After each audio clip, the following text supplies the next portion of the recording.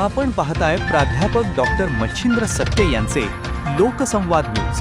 सत्य जे तुमच्या समोर. केंद्रीय सामाजिक न्याय राज्यमंत्री रामदास आठवले यांनी अभिजित दीपके यांना थेट रिपब्लिकन पक्षात येण्याची ऑफर दिली. त्यावर अभिजित दीपके यांची प्रतिक्रिया आली आहे.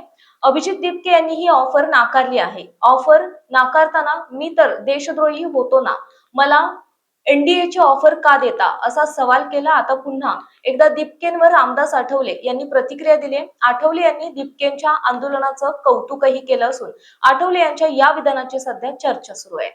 केंद्रीय सामाजिक न्याय राज्यमंत्री रामदास आठवले यांनी आज मीडियाशी संवाद साधताना दीपके यांच्या आंदोलनाचं तोंड भरून कौतुक केलं. सीजेपीचे नेते अभिजित दीपके अभ्यासू आणि तरुण व्यक्ती आहे. तो सोशल मीडियावर ऍक्टिव्ह असलेला तरुण आहे.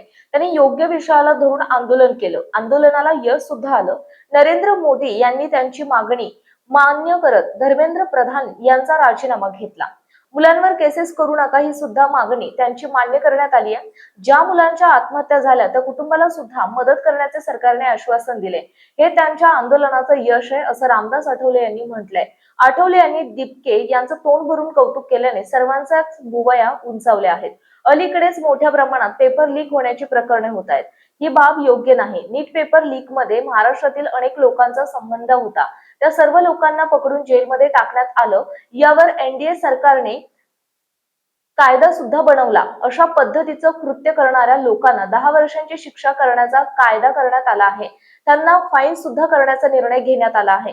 ही सरकारची जबाबदारी आहेच. मात्र समाजातील लोकांनी अशा पद्धतीचा भ्रष्टाचार आणि ब्लॅकमेलिंग करून त्यांच्या जीवाशी खेळणं अयोग्य आहे. पुन्हा अशा पद्धतीने पेपर लीक होऊ नये त्यासाठी प्रयत्न करणे गरजेचे आहे. विद्यार्थ्यांना त्रास होणार नाही याची काळजी घेतली पाहिजे असं आठवले यांनी म्हटलं आहे.